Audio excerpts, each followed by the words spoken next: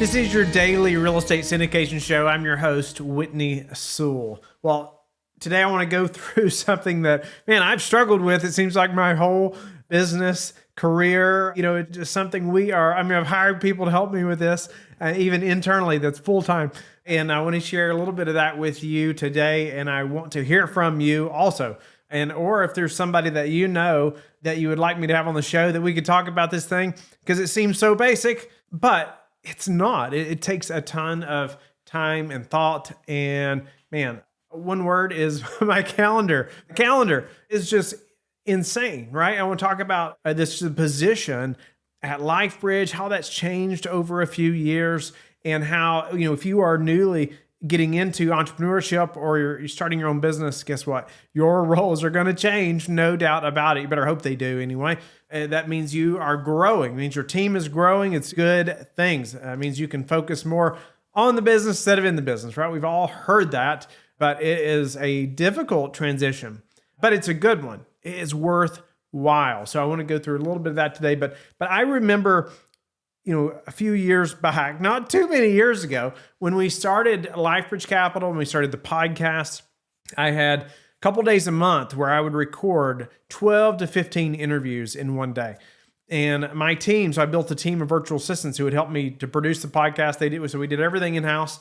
And then they knew, hey, they better have 12 to 15 interviews scheduled that day that I was off from my job 2 days a month.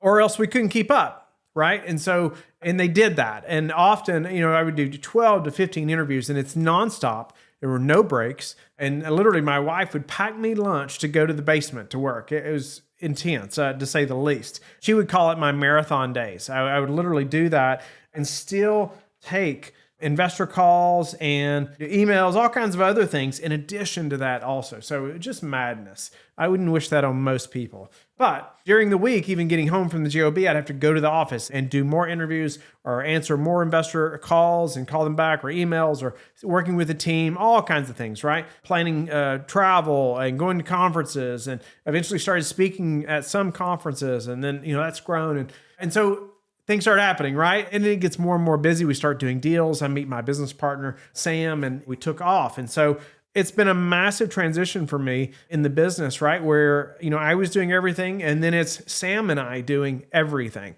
right? Everything to make everything happen. And then it's like, we've got to get some relief, right? And so I had a few different assistants that were part-time or a few hours a week, and that grew over, a few years. I think she provided 2 to 4 hours a week for me. Well, immediately I filled that up. And then I think she went up to like 6 hours, and that's all the time she could give me. So I had to find somebody else. And so I found somebody else that could give me like 20, 25 hours a week.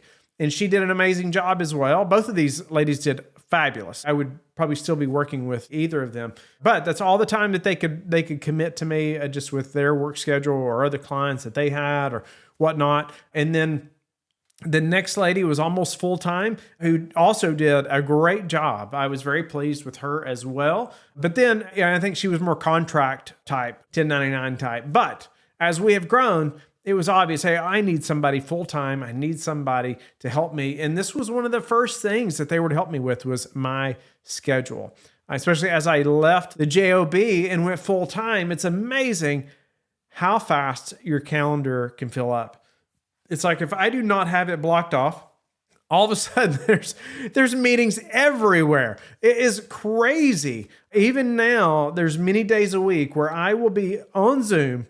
I stand almost all day, every day. It's very rare that I sit down, and I'm just more energetic. I'm more alert, more awake by doing that, by standing up, and just allows me to move a little bit as well, even talk with my hands, whatnot, like I am now.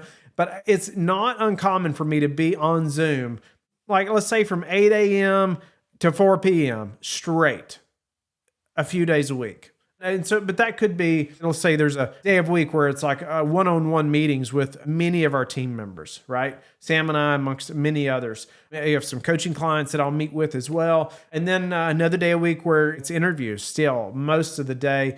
And then the rest of the week will be a number of different types of meetings. We do level 10 meetings now as well. We do huddles. I've done a show on those that explains in depth a little more about those meetings and how we handle those. So I try to encourage you to check out. But also, I have other people reaching out to me all the time, wanting to meet or wanting to connect, wanting to talk. And I try to take as many of those as I can. That is becoming more and more difficult to be able to do that, especially traveling a lot as well and speaking at different places, and it is taking a lot more time, right?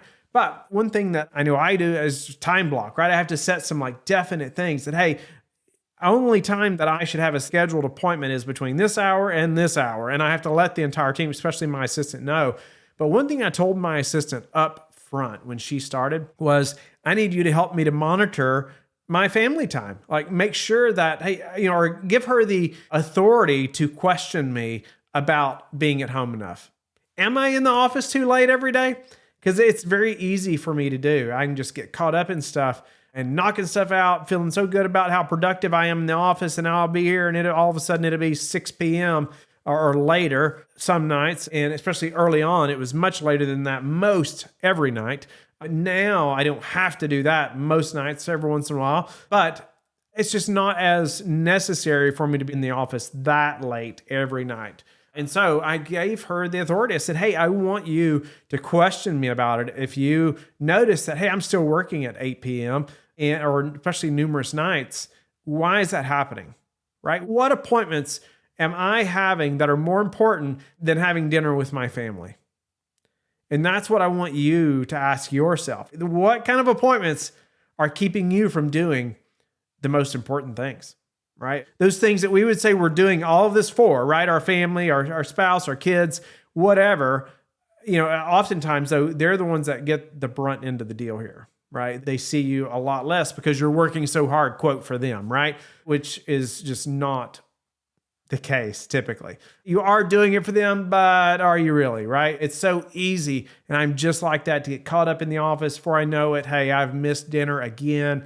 And it's like 3 days since I've seen the kids. And it is just not okay. It's not okay for me anyway. Man, they just grow up too fast. And if you have children, you know what I'm talking about. But a couple of things I'll say that we have done to help my calendar is time blocking. I know exactly what days of the week, what times of the week I'm open for interviews, right, for the podcast. I know what days of the week, what times I'm doing a team member one-on-one meeting with them and talking through specific things that they're working on. Or I know what time of the week that we're having a level 10 meeting, or another time of the week where I actually will have what we call some connecting calls with some people who have reached out that want some assistance or just want to connect in some way, maybe a potential partnership or whatever that may be. And then actually lately, I've been trying to block off Fridays altogether from any kind of scheduled meeting. Because what you'll find is, especially for myself, I can get so caught up in, Zoom meeting after Zoom meeting, and it is productive to a big degree, I'll say, most of the time. And it's somewhat necessary. However, you still have to have time to work on the business, right? You have to have time to just think. You have to have time to plan, to strategize, especially as you are leading the business. Something that I've been working on a lot lately is hiring a controller, somebody in an accounting type position. And it's been a struggle to get those interviews done. It's been a struggle to even think through this thing we call an REK. I got that from Don Winter as well. You've heard me talk about him a little bit when I've talked about the meetings and the huddles, the daily huddles and the L10 meetings and some things we're learning from them. But it's crucial that we do good interviews, right? And that we spend time with these new candidates. But that has been a struggle to get that done. But yes, that REK, that shows their roles, responsibilities, expectations, and key numbers. That's what that stands for. But it's very detailed, and it lays out exactly what is expected of this new employee, right? And even current employees, they have these as well. We've been trying to develop those, and that's taken a lot of time from me. Or I've not been able to devote enough time to getting those things done, and they're crucially important. You want your people to know what's expected of them, no doubt about it. If they're not doing what they're supposed to be doing, well, guess what? They may not even know that you're expecting that thing, right? So we are working to get those done, but my whole point right now is the calendar is crazy. It just doesn't have to be that way. And so I encourage you to think about what are the most important tasks. and what are things other people are doing. And as my role has changed, and I say, we were doing everything to where we started, hiring an assistant, and then we hire somebody else for like investor services that's helping investors to, invest and fund and get confirmations of their investments and the investor portal and tax documents, all those things, right? And then we hire an investor relations specialist as well. And so, now that person's taken all the investor calls, right? The initial calls anyway. And then, and so that takes more off my plate. It's amazing how, there's so many other things that hop in there, where I used to take investor calls so much of my week.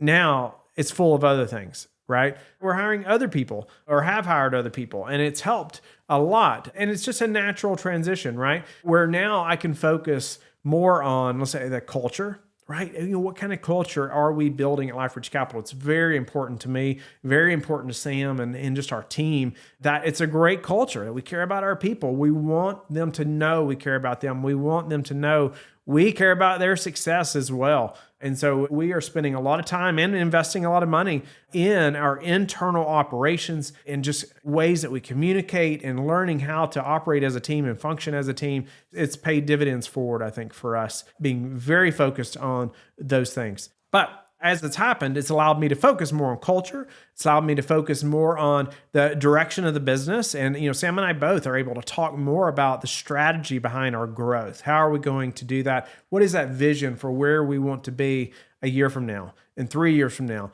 and 5 years from now? And we have laid that out very granular. I mean, we've gotten down to many different details of what we want the business to look like at different years from now, 1, 3, 5, and even thinking more out to even 10 years, as much as we can, right? But if we don't plan right, you plan to fail. And so we put a plan in place, and then we reverse engineer, obviously, how to get there. We even we're trying to think through now, what does our business look like at 5,000 units? What employees do we have at that time? And then thinking through, who do we need next? And so instead of just trying to put out fires, right? Well, oh my goodness, we're so busy. Our calendars are so full, like I'm talking about. We got to hire somebody to help with this thing.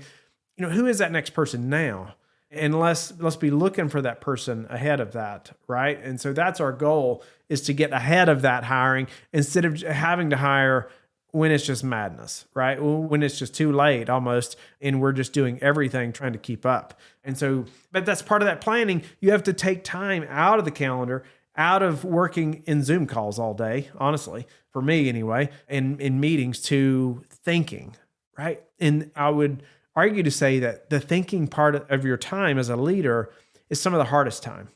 And often that's why we move away from it. That's why we avoid it. Or that's why we're willing to spend time in email, getting email done, because it's kind of an easy task, right? And it allows us to kind of check a few boxes, makes us feel a little better because, hey, we did accomplish those emails. But that's kind of easy work, right? And that is not as important as thinking time.